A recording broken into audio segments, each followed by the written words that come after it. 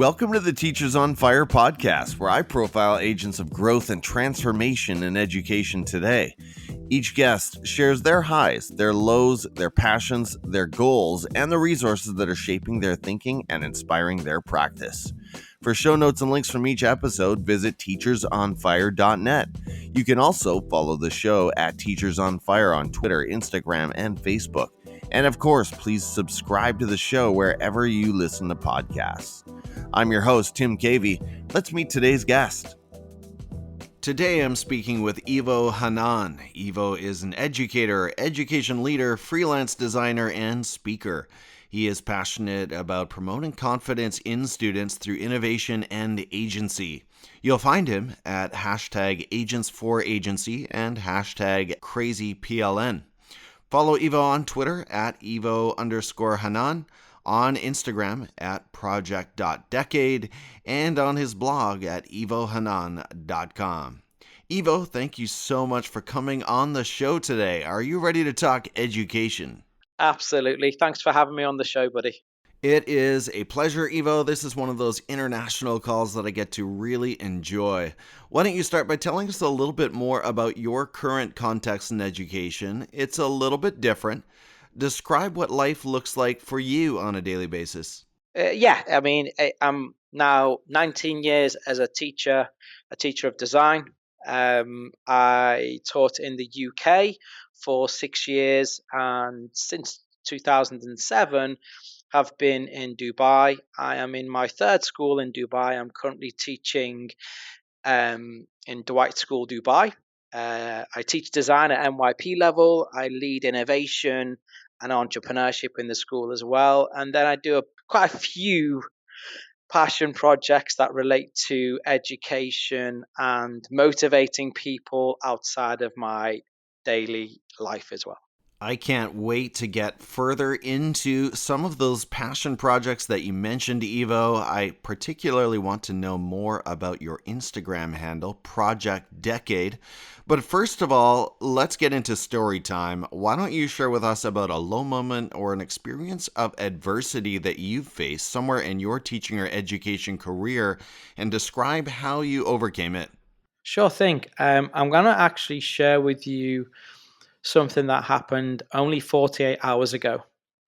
And it was probably the most difficult professional decision I've had to make.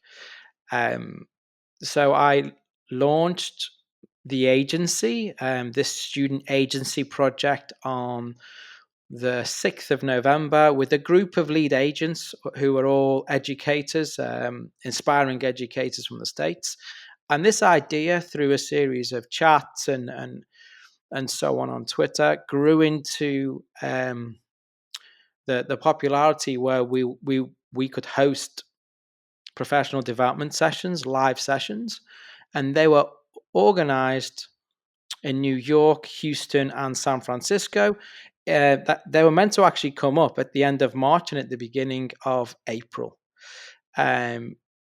And then there were a few other things that were in the pipeline throughout the year, all to do with agency and education. Sydney with Microsoft, Tokyo, Traralgon, and so on and so forth. Some of which are still going, but many of them have had to be cancelled. And that is 4.5 months of working on them every night, connecting with hundreds of educators, really looking forward to helping teachers, inspiring teachers, learning from teachers face to face. And I've had to cancel them, and it was really tough. It's taken me the last couple of days just to recover from it, to be honest. So yeah. Such a difficult decision, EVO, and obviously the right one to make, but nevertheless devastating. My heart goes out to you, and I know a lot of educators out there feel the same way that you do right now. Let's talk about next steps. I mean, that's always the second part of my question. How do you move past this? I know it's still raw, it's still fresh, but what do you think is your next move, and where do we go from here? First of all, Tim, I would like to say health and safety comes first. But I've built up a little bit of resilience over the past decade or so with some of the crazy ideas that I come up with, and when things kind of, when there's roadblocks, ways to get around them. And my attitude is very much go big or go home. And I generally don't ever go home. So I'm working on something. Actually, I've been working on it today. I've been connecting with a few companies and a few education influencers. And it's yeah, if I can pull it off, this will be the thing that people remember me for. I think it's yeah, it's taking my whole level of craziness to a new a new level. So yeah, let's see if I can pull it off. Watch this space. I will be watching this space and, of course, cheering you on, Evo, as you sort of reinvent how this thing unfolds. More power to you. Before we move on, let's talk a little bit more about Agents for Agency. What is it really about? What's at the core of your mission? Um, at the core of Agents for Agency is the idea where teachers reflect on their own practice and pedagogy first before they start to implement and promote student agency. Um, I think sometimes it can be kind of misunderstood that agency only comes from students, which it doesn't, because at the end of the day, we are the facilitators that will help raise their voice. So if we can provide them and connect with them and develop relationships with them, their voice will be greater and the choices they make will be much smarter. That is such a profound takeaway, I think, Evo, that yes, on the one hand, students are ready, they're willing to take more agency and ownership over their learning, but we remain the facilitators of that classroom environment. As the teacher in the room, we have to take a hard look at our own practice to really ask those tough questions about whether we are giving the voice and choice, whether we are truly empowering the learner. That's powerful stuff. Well, Evo, as you look across your PLN and your own practice, what else is setting you on fire about education today?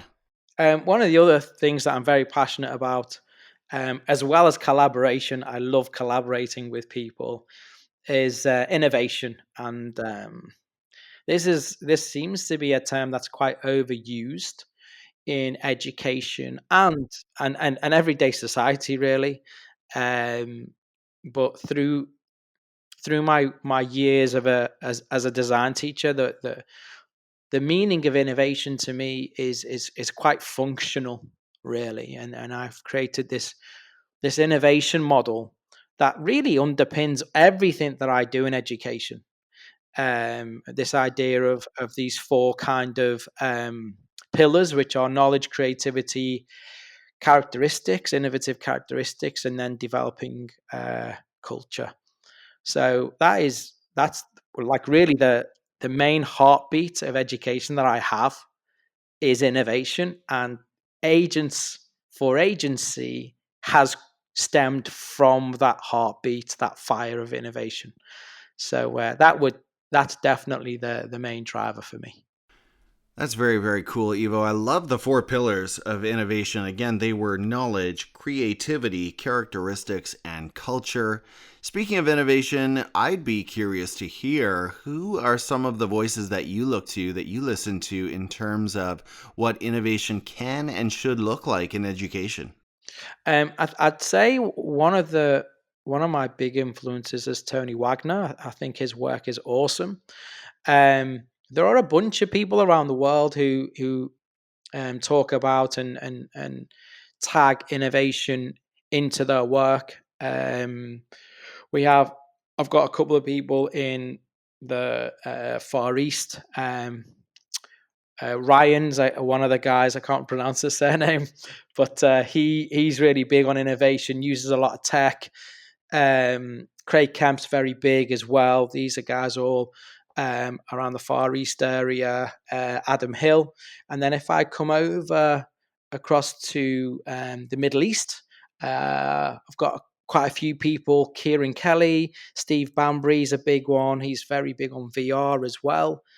Um, um, Neil Oates is also quite a big influencer of mine. Very key people, really. They're really good at what they do. There's a lot of them. I can't seem to pick them all out. And then over in the States, again, a lot of people using innovation in education. There's a lot of people who are Microsoft educators and Google educators as well.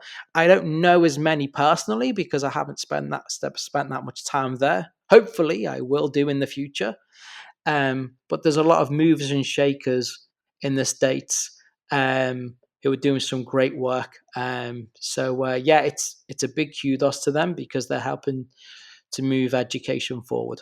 Well, thank you for those recommendations, Evo. I look forward to connecting with several of the individuals that you mentioned there. Some of the names and voices that I've really come to appreciate in this whole innovation space lately have included people like John Spencer and AJ Giuliani. And of course, George Couros co-authored a book along with Katie Novak called Innovate Inside the Box.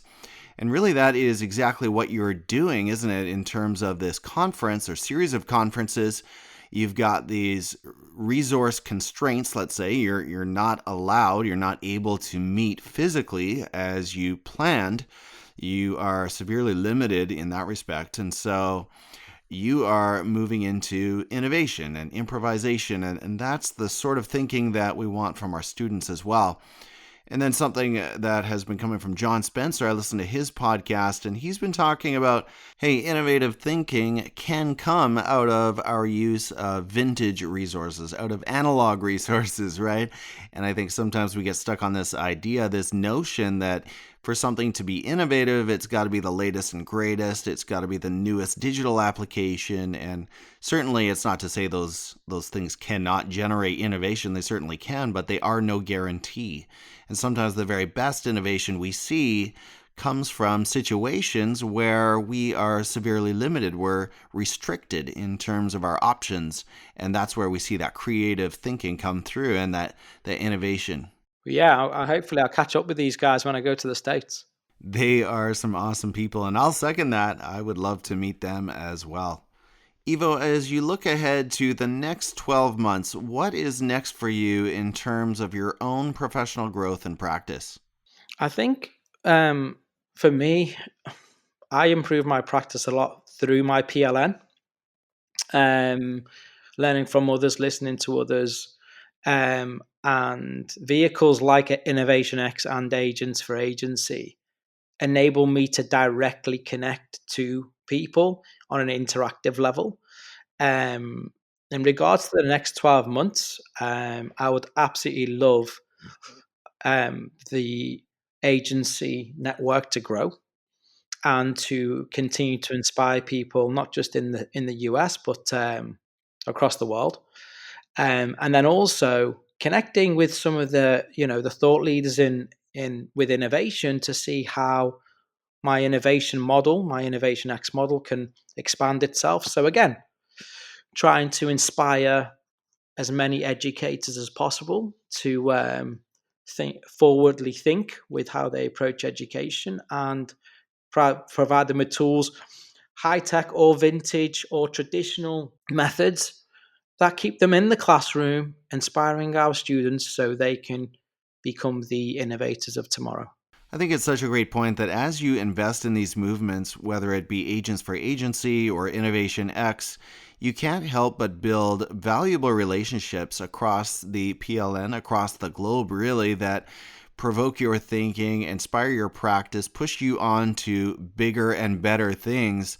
And that's one of the reasons why I love this educational podcasting space. I mean, each week I sit down with phenomenal educators like yourself, and my thinking is constantly pushed in different directions. And I just don't have that opportunity to sit back and coast. And I think that is a phenomenal advantage, a phenomenal benefit of creating content and offering value and developing initiatives like the ones that you are a part of. Evo, outside of education, what's another area of learning for you? What is it that ignites your passions when you leave the classroom and the education space and brings you alive as a human being? So I've always been quite a positive person. I connect with many things, and it's been maybe over the past 12 months or so that some of my friends have said, why don't you use some of these passions to motivate others? And you do it through conversations in your own personal network anyway.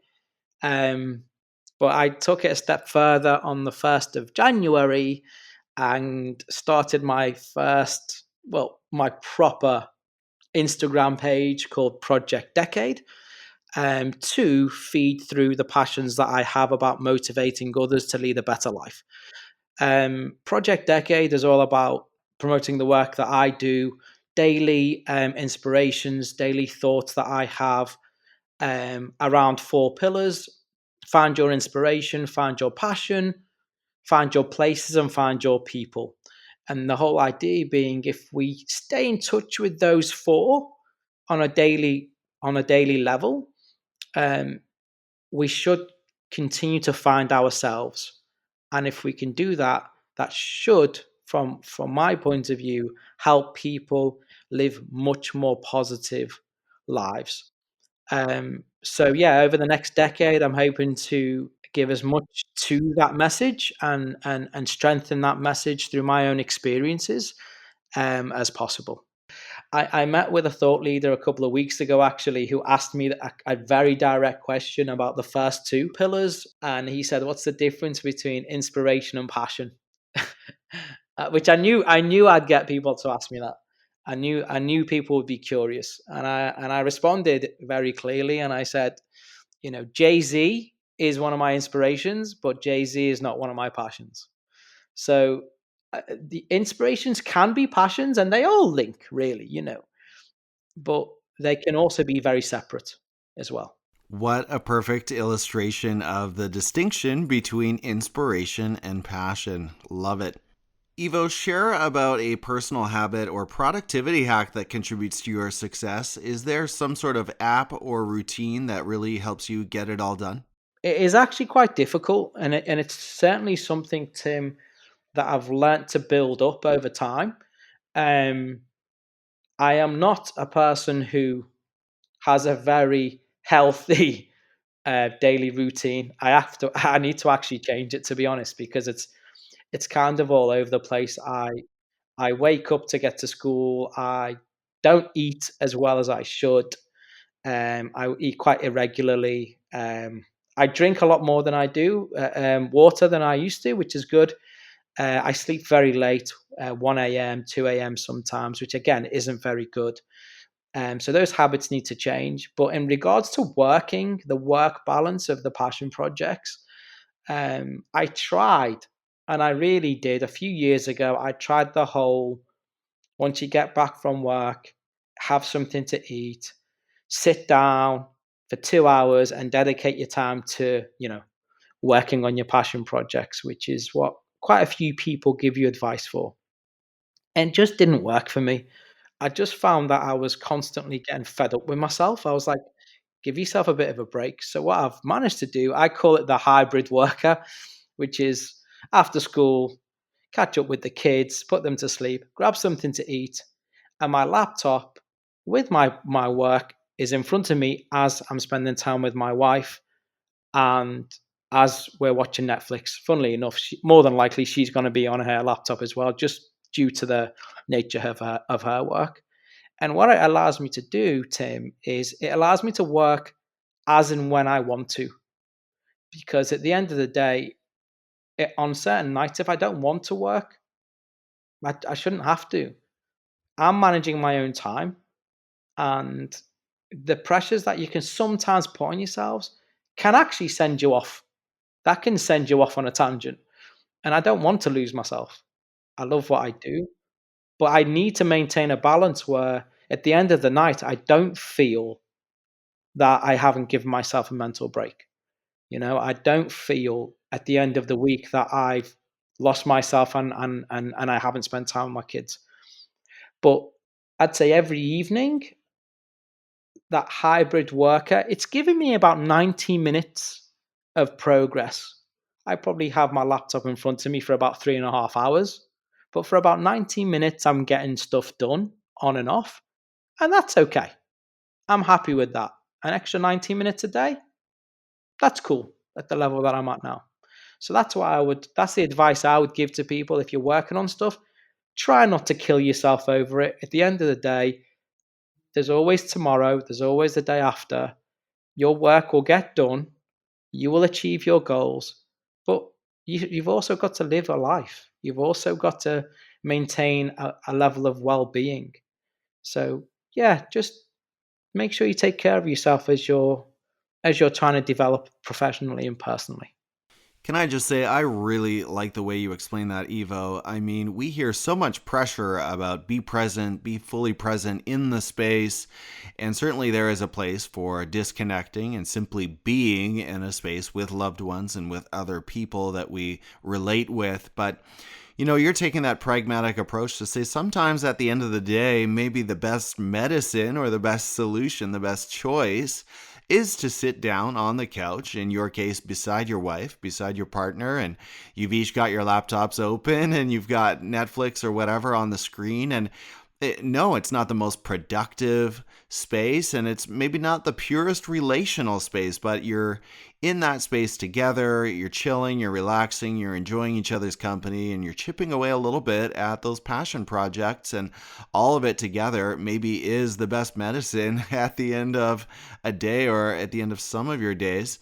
And why not? I mean, why can't there be a place for that? And we're not calling it multitasking. We've all heard it's task switching, and that's fine. I mean, you're recognizing that, yeah, out of that 3.5 hours, maybe it is just 90 minutes of productivity, and that's totally fine. Why can't we be okay with that?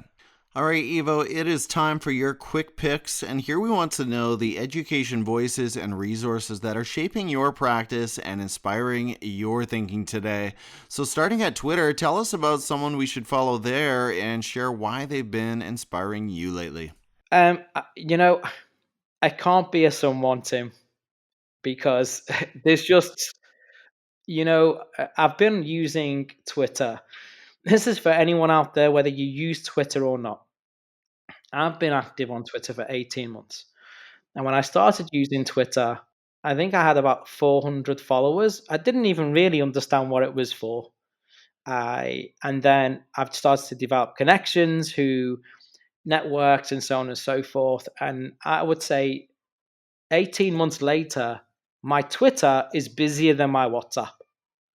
Like it's literally got more messages, there's more connections, there's more friends almost in that regard that I have in that digital space than I have on my WhatsApp, which is in my real space.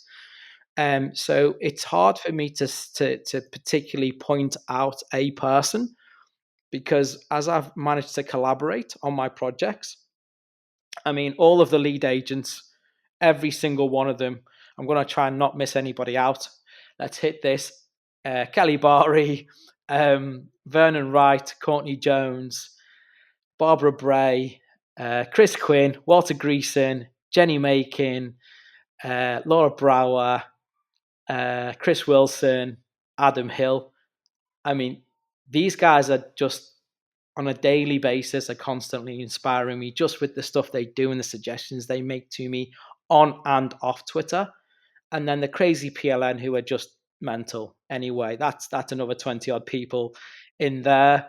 And then there's a collab UAE PLN who are including some of the guys I've just mentioned before. There's about another 20 people in there. There's a new network that I seem to be developing in the UK as well. Uh, so I would just say um, probably the hashtags to follow rather than people in particular to me are hashtag crazy PLN, hashtag agents for agency are two of the main ones. You've got a bunch of crazy, inspiring, motivated game changers who are linked to those hashtags. All right, as we mentioned at the top, those are two great hashtags to follow and get connected with. So keep an eye out for Crazy PLN and Agents4Agency. Next up, Evo, point us to an EdTech tool that is doing great things for you in your personal or professional practice. I mean, I'm going to go back to what you were saying about vintage and keeping things simple. We have access in our school to 3D printers and CAD software and machinery. But honestly, the power to move things forward in the classroom and in the professional workspace is collaboration. And I find at the moment we have access to G Suite in our school, and it's just so good. It is very basic in that regard, in the sense of yes, it has new features and there's a bunch of crazy stuff you can do with it, but anybody can pick it up. It allows people to collaborate on multiple platforms. Great for kids, great for monitoring students through Google Classroom. Um, it is probably the number one tool I would ask someone to use in a classroom if they have access to the internet and digital devices. It's just great. Really, really engaging, dynamic. Yeah. I 100% agree with everything you just said. Next, Evo, recommend a book. Tell us about one that you've been reading lately, or perhaps one of your all time faves that was deeply influential on your thinking. Okay, so Tim, I am not a big reader. I do have to say that. I'm just going to hold my hand up and say that.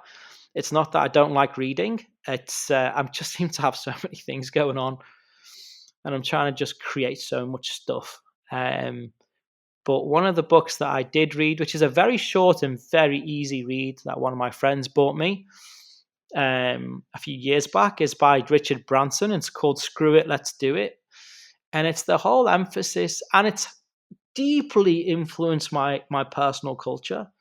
Is the idea where if you're faced with a challenge, literally go big or go home. And he always goes big.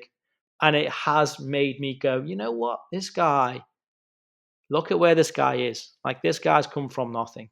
And he is one of the most influential entrepreneurs. He is so humble with his cause. There's like no ego to him. You just There's nothing I can say about Richard Branson more than just I just admire him. And this book it kind of has short stories about how he progressed during his childhood, some of the things that his parents kind of challenges that his parents gave him that changed the way he thought about life, and then some of the personal challenges that he faced and decisions he's made. I would recommend this book, Screw It, Let's Do It, by Richard Branson. It's a very short, easy read to anyone, anyone who wants to develop their mindset. It is just brilliant. It really is. I am not familiar with that title, Evo, but I like the sound of it. Screw it, let's do it. And, it falls right in line with the message in Elizabeth Gilbert's book, Big Magic, where she talks about the fear of uncertain outcomes that prevents so many of us from creating content and sharing ideas and pursuing our dreams. And I think learners at all ages and stages can benefit from that message. My last two questions both have to do with video, Evo. First of all, we'll head over to YouTube. Tell us about one of your go-to channels there and tell us why we should subscribe. YouTube's an odd one to me because I'm not a big YouTube user in regards to subscribing to channels. I almost use it as a resource library. So I go on YouTube when I'm looking for something. Some of my passions include Liverpool Football Club, football, cars, and the automotive industry, technology, travel, movies. So it's not necessarily a channel. It's just the resource of YouTube. The last thing I probably watched on YouTube was the highlights of the Liverpool Bournemouth game.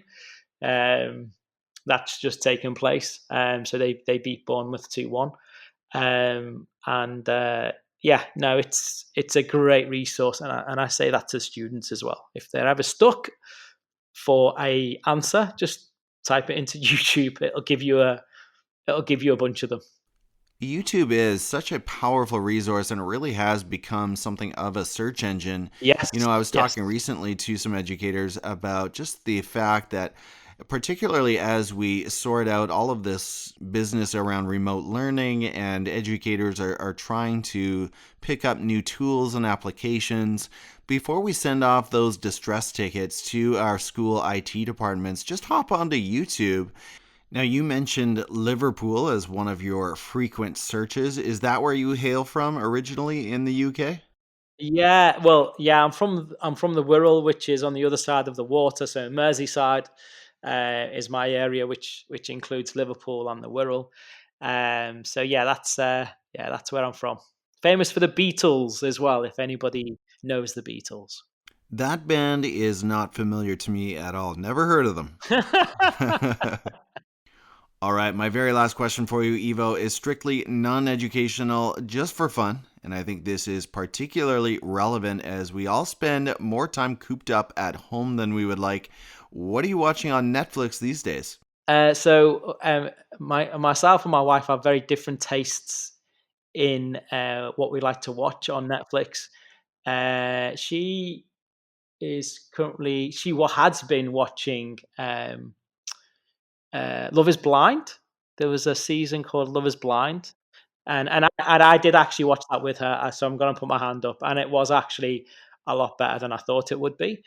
Um, and then when I get a bit of my own time at the moment, I've managed to grab a bit of time to myself, and I'm watching Drive to Survive Series 2, which is all about Formula One. And each episode links to a Formula One team and their struggles, their successes and struggles that they face during a Formula One season. And again, it's a great kind of it's a great way to learn just how people at a top level deal with stress and deal with failure. And again, big takeaways for someone like me, because whilst I'm dealing with thousands of dollars, these guys are dealing with hundreds of millions of dollars. So yeah, it really makes you realize the perspective that you're in and the space you're in. Um, and yeah, it's again, even if you're not into Formula One, great series to watch for anybody who wants to develop their growth mindset, because it's just cool, the insights that you learn, very much so. I don't think of myself as a big car racing fan, but when you talk about growth mindset applications, you've got me interested. So I may have to check out that series and add it to my Netflix list. Evo, for anyone interested in Agents4Agency, Project Decade, Innovation X, and all of the message that you bring to the education conversation, what are the best ways for them to connect with you and find out more? Okay, so for anyone out there who's interested in learning more about what I do or interested in connecting with me, the first place I would visit is my website, evohannan.com. Which has a bunch of things and obviously a contact form as well. Please follow me on Twitter at evo_Hannan, or on Instagram if you use Instagram, or at project.decade. I love connecting with educators and people in general, so please feel free to reach out to me. It would be great to connect with you. Sounds good, Evo. Again, I want to thank you so much for sharing your time with the podcast today. This is yet another case where I am simply so grateful for the power of technology and simply the age that we live in that allows us to connect around the planet in real time. It's so good to put a voice to a Twitter handle and find out more about what you are all about. Take care, my friend. Stay safe. Keep learning. Best of luck with Agents of Agency, and let's keep in touch. Tim, thank you very much for this opportunity to share my story. I've found this very much a learning experience as well. I will look forward to meeting you, sir. Hopefully, when everything calms down with this health crisis, and I make my way over to the States, let me treat you to a Starbucks. How about that? Does that sound good? You just said the magic word, Evo. I look forward to it whenever and wherever it happens. And until then, again, take care and stay safe. You too. Absolutely. All the best, sir. Take care. Before we sign off today, I'd like to share some highlights from around the Teachers on Fire Nation this week. Our first stop is on Twitter, where in response to my blog post, Ohana, a Hawaiian prescription for education communities, Michael Bust at BustBunch tweeted a quote from my post. So I'm sort of reading my own words here. He quotes, "Even in the midst of our struggle, let's remember to laugh. Let's savor the lighter moments. Let's share the medicine of the heart." By Tim Cavey at Teachers on Fire. Well, thank you kindly for that, Michael Bust.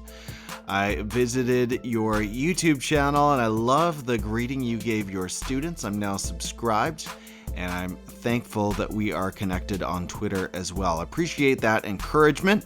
Next, over on Instagram, after I shared a graphic titled Tips for Successful Virtual Meetings with Google Meet, courtesy of at Carly Mura Gonzalez, at Ditch That Textbook, and at Noun Project, Jonathan Kung at Cool Putty Tat wrote, quote, "Thanks, I've been spending some time looking into this as well, but this is very handy," end quote.